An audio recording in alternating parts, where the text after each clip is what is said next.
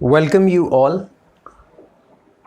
आज हम लोग डिस्कस करने जा रहे हैं क्लास 10th का चैप्टर पॉलिनोमियल्स, जो कि चैप्टर 2 है, और इसका फुल रिवीजन सीरीज़ जो हमारा है, जैसा कि हम लोगों ने अर्थमेटिक प्रोग्रेशन, क्वाड्रेटिक इक्वेशन और स्टैटिक पार्ट कर लिया है, प्रोबेबिलिटी कर लिया है, ठीक है ना, अर्थमेटिक प्रोग्रेशन, ये सारी चीज़ें हो चुकी हैं और अभी रिसेंटली कोऑर्डिनेट ज्योमेट्री कंप्लीट कर चुके हैं। तो आज जो हमारा टॉपिक है वो पॉलिनोमियल्स का है।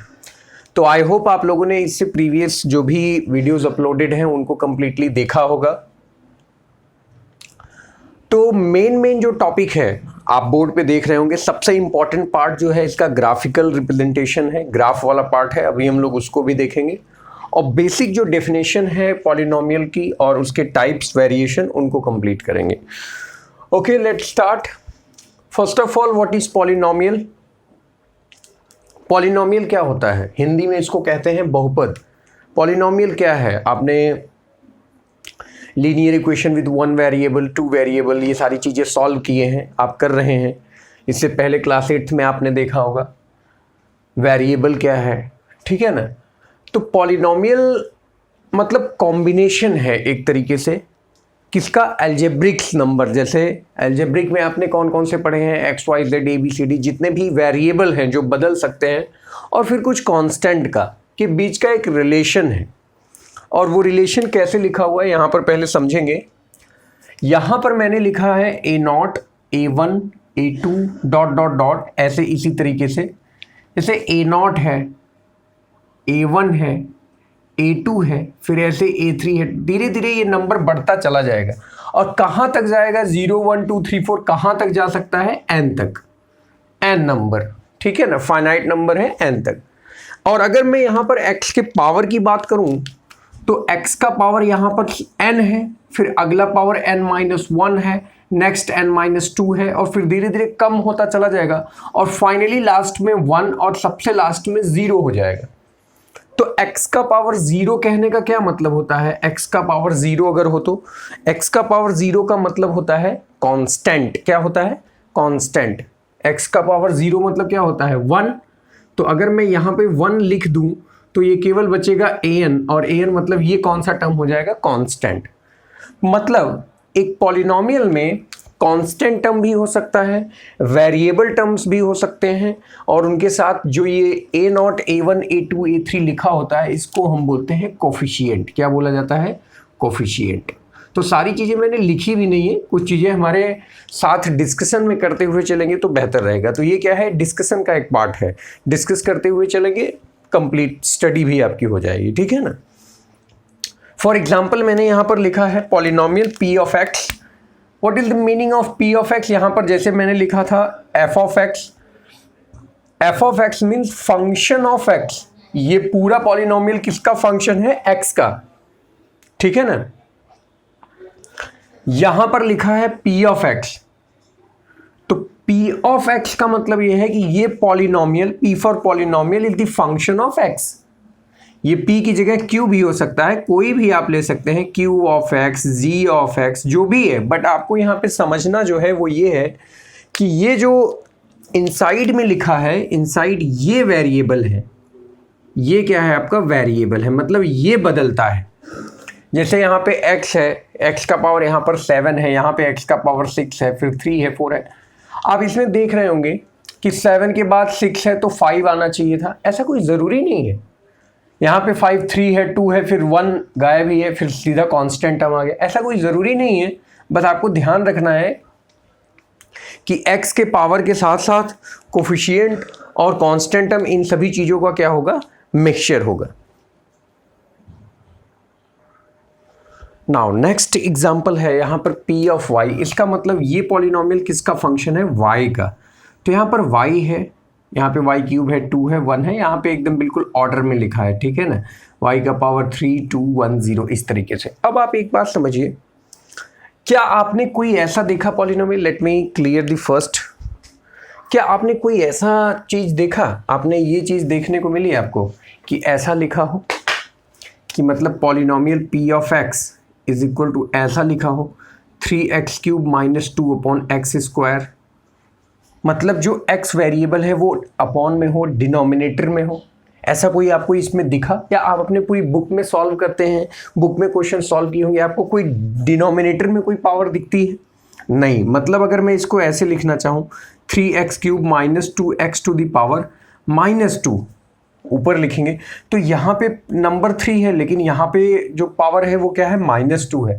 तो नेगेटिव पावर्स अलाउड नहीं है, तो इनको हम पॉलिनोमियल नहीं कहते। आपने पढ़ा होगा रूट अलाउड नहीं है, x का मतलब फ्रैक्शन नहीं होना चाहिए, जैसे ऐसा कोई पॉलिनोमियल नहीं होना चाहिए -3 रूट x में ऐसे, या 4/2 3/2 इस तरीके से, मतलब कोई भी रेडिकल ये सब फॉर्म नहीं होना चाहिए। तो ये पॉलिनोमियल्स की कैटेगरी में नहीं आएंगे, ठीक है ना।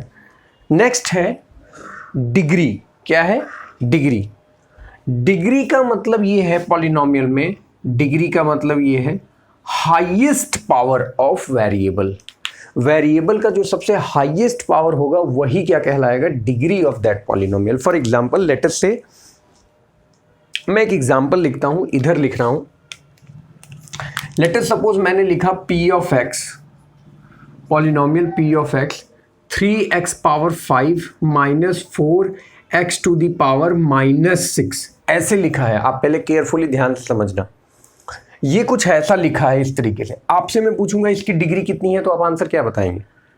5 बताएंगे या -6, या आप ये कहेंगे कि पॉलिनोमियल है ही नहीं? देखिए, आप पहले इसको अरेंज करेंगे।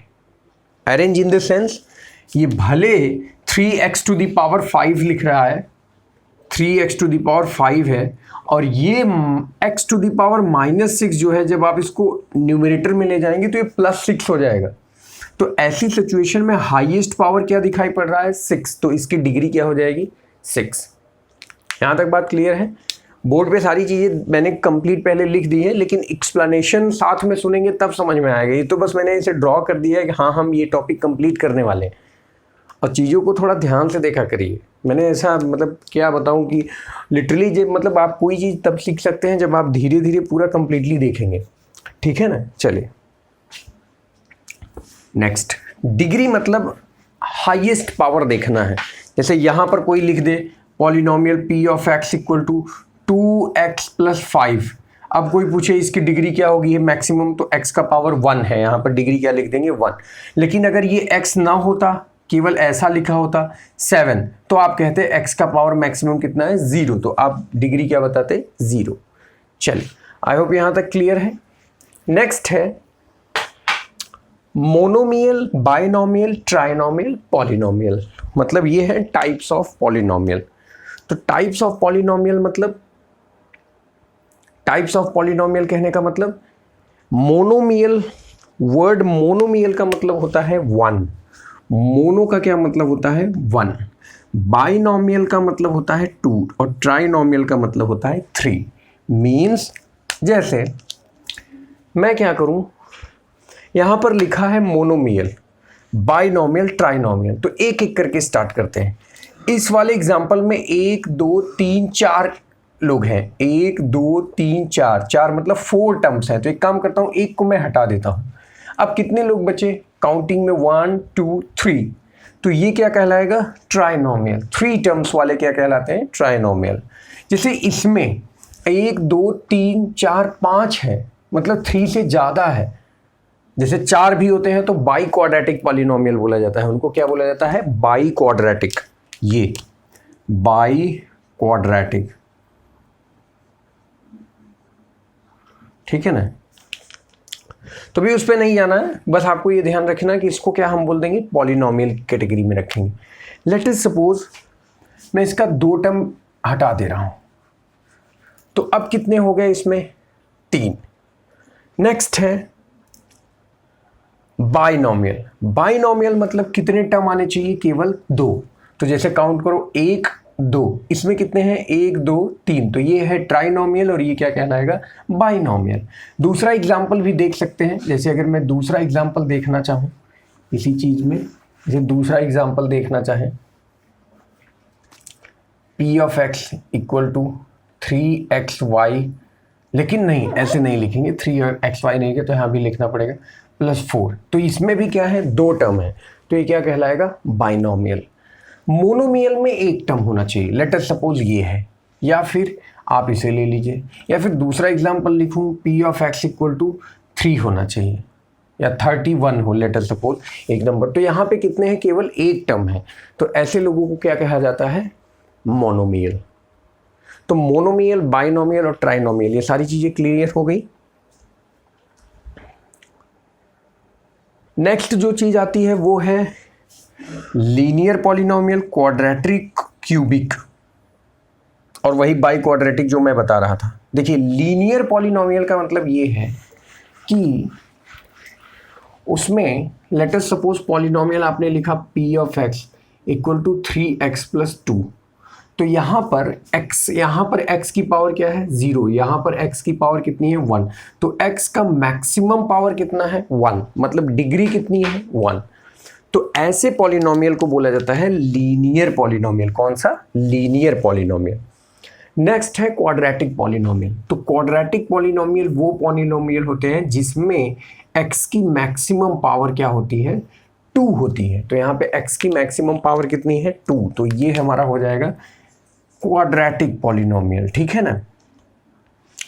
जैसे यहाँ पर ये x की पावर 1 है, यहाँ पे x की पावर 0 है। अगर ये दोनों ना भी हों तो कोई दिक्कत नहीं है, सबसे हाईएस्ट डिग्री 2 है, तो इसका मतलब ये क्वाड्रेटिक पॉलिनोमियल है। यही एग्जांपल अगर मैं आपसे कहूँ p of x equal to x cube हो, तो यहाँ पर x की मैक्सिमम पावर कितनी है, 3। इसका मतलब ये क्या है, क्यूबिक पॉलिनोमियल है।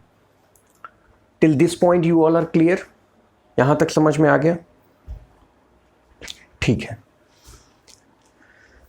तो ये सारी चीज़ें क्लियर हैं। नेक्स्ट है जनरल इक्वेशन ऑफ पॉलिनोमियल में क्वाड्रेटिक का। ओके, बात करते हैं जनरल इक्वेशन की। तो जनरल इक्वेशन मीन्स ऐसा इक्वेशन जिसके थ्रू क्वाड्रेटिक इक्वेशन को लिखा जाता है। तो आप मुझे ये बताओ, लेट अस सपोज आपका पॉलिनोमियल है p ऑफ x, मतलब फंक्शन है, तो हम इसको ऐसे लिखते हैं ax² plus bx plus c। यहाँ पर समझने वाली जो बात है वो ये है कि a does not equal to 0, a को 0 के इक्वल नहीं होना है। वाई? वैसे ये सारी चीज़ें मैंने अपने जो पॉलिनोमियल की डिटेल्ड वीडियो है, आप उसमें जाके देखेंगे तो आपको पूरा क्लियर हो जाएगा।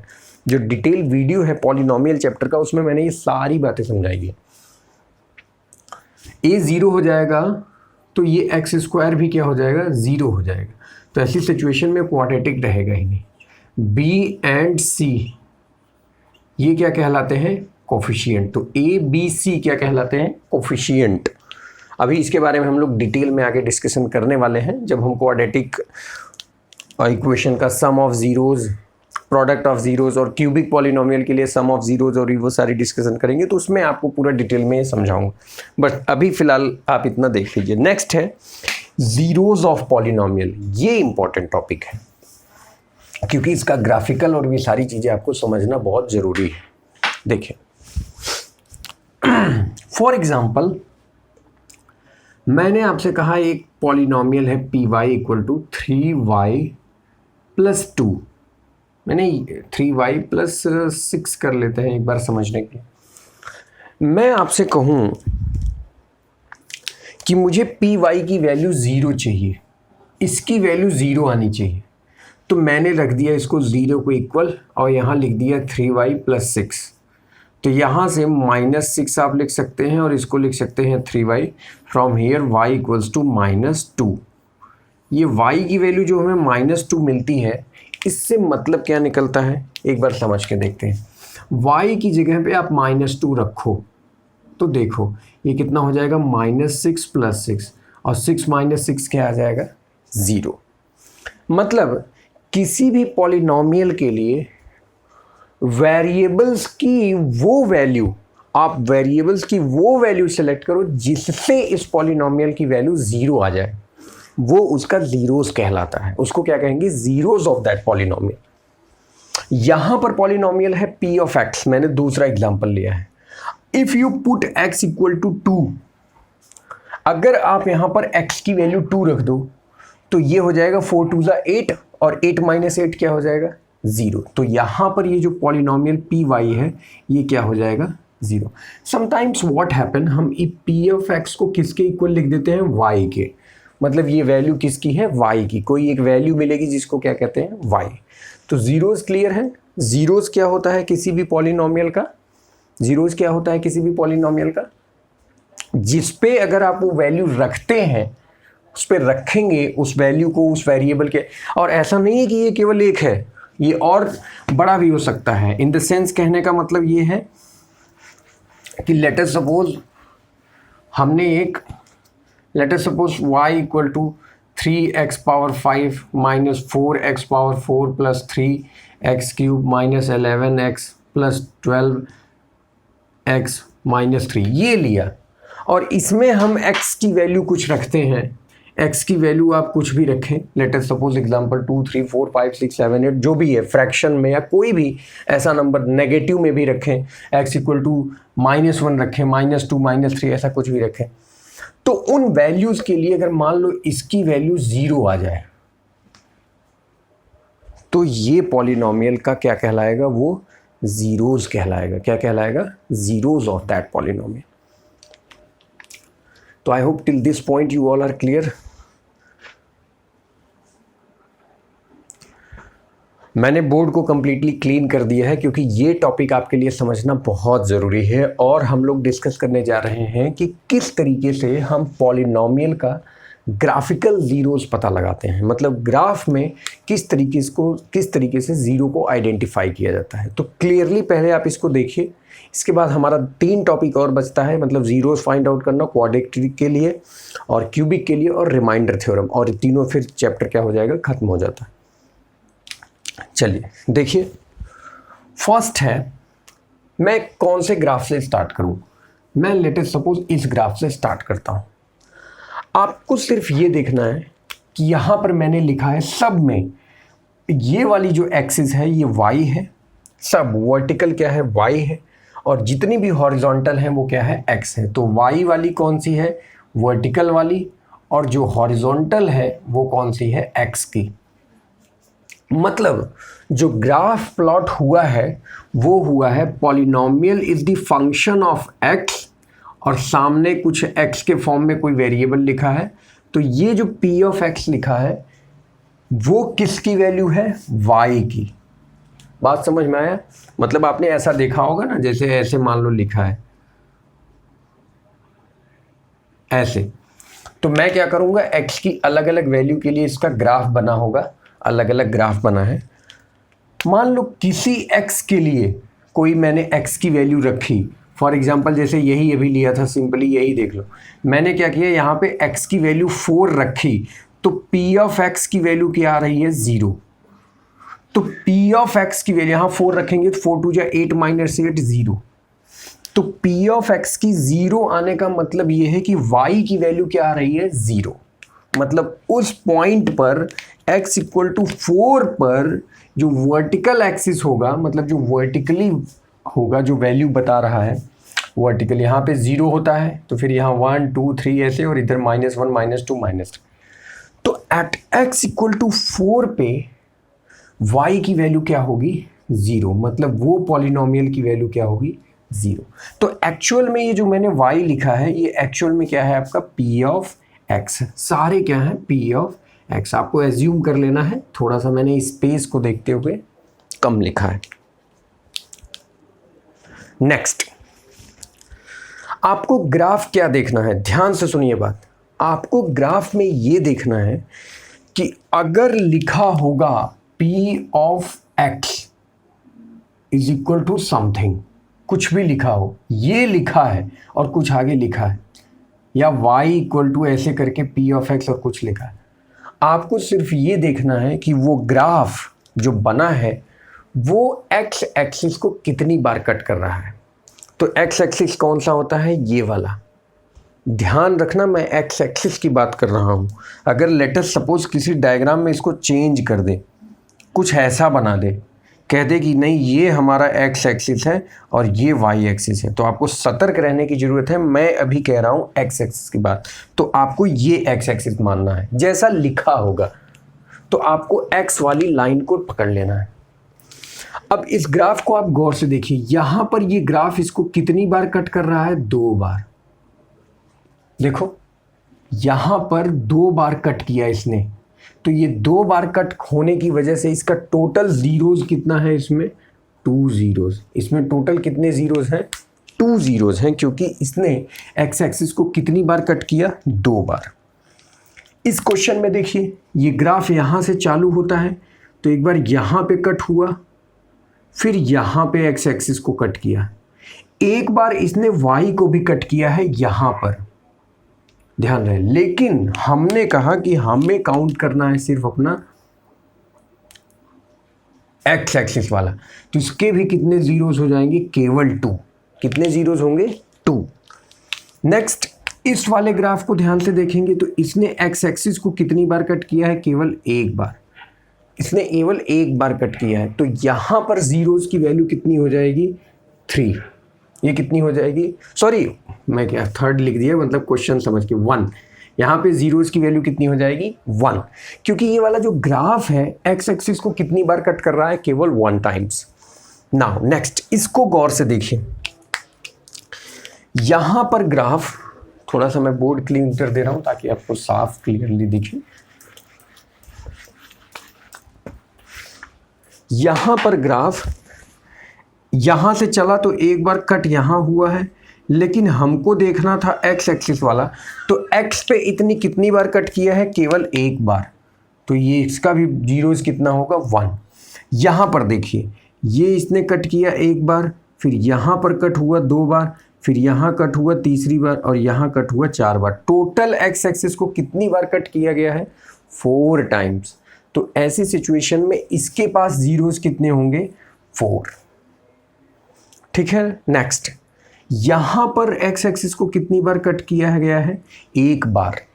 देखो ग्राफ को गौर से देखो, यहां पर कितनी बार कट हुआ है? 1 बार, तो इसका जीरोस कितना होगा? 1। इस ग्राफ को गौर से देखो, ये रहा आपका एक्चुअल ग्राफ बना हुआ है। इसने एक्स एक्सिस को कितनी बार कट किया है? कहीं नहीं कट किया है, तो सीधा निकल जा रहा है, तो ये एक्स एक्सिस को ये काट ही नहीं रहा है, तो इसके टोटल कितने जीरोस होंगे? 0। मतलब क्या हो गए? 0। आज के बाद इस क्वेश्चन में आपको डाउट ही नहीं रहेगा कि आपको ग्राफ में पहचानना नहीं आ रहा है। नेक्स्ट है, ये क्वेश्चन थोड़ा गौर से देखिए। यहां पर केवल 1 बार टच पॉइंट है, केवल 1 बार टच है। जैसे ग्राफ कैसे बना है? ऐसे। ग्राफ कैसे बना है? ऐसे। तो ऐसे टच है, केवल 1 बार टच है, तो इसका भी कितना जीरोस होगा? केवल 1। इसका कितना जीरोस होगा? 1। तो इसके भी कितने जीरोस है? 1। यहाँ देखिए, यहाँ पे 1 बार टच है, यहाँ पर 1 बार टच है, तो टोटल कितनी बार हो गया? 2 टाइम्स। तो इसका कितना जीरोस हो गया? 2। नेक्स्ट, इस वाले ग्राफ में अगर आप देखेंगे तो एक्स एक्सिस को कितनी बार कट कर रहा है? ये केवल 1 बार कट कर रहा है। यहां भी कट हो रहा है, लेकिन ये किसको कट कर रहा है? वाई एक्सिस को कट कर रहा है। तो ऐसी सिचुएशन में जीरोस कितना होगा? केवल 1। माय डियर, मैं आपको बार बार कह रहा हूं कि सिर्फ हमें एक्स एक्सिस पे कहाँ कटिंग हो रही है उसको ध्यान देना है, वाई एक्सिस का कट नहीं देखना है। वो भी कब? जब y equals to P of X हो, यानी फंक्शन हमारा x वेरिएबल का हो। अगर पहले लास्ट क्वेश्चन देख लो, फिर यहां पर कितनी बार कट हो रहा है? 1 बार, तो यहां पर भी कितना होगा? जीरोस 1। अगर इसी क्वेश्चन को थोड़ा सा ट्विस्ट कर दिया जाए, ट्विस्ट इन द सेंस ये लिख दिया जाए, x equal to P of y, ये फर्स्ट केस था और ये सेकंड केस था, ये लिख दिया जाए तो पूरी कहानी ही बदल जाएगी, पूरा क्वेश्चन चेंज हो जाएगा। इसका मतलब अब हमारा फंक्शन y वेरिएबल का है, मतलब अब जहाँ जहाँ पे y एक्सिस कट होगा वो जीरोस काउंट होगा। पहली वाली ग्राफ में y एक्सिस को कोई ग्राफ कट ही नहीं कर रहा है, ये ग्राफ y को कट कर रहा है नहीं, तो यहाँ पे क्या होगा? 0, पॉलिनोमियल 0 हो जाएगा। आपको कंफ्यूज नहीं होना है, मैं ना ही आपको कंफ्यूज कर रहा हूँ, सिर्फ ये समझा रहा हूँ कि इसको गौर से देखना, इन x और y को गौर से पहचानना।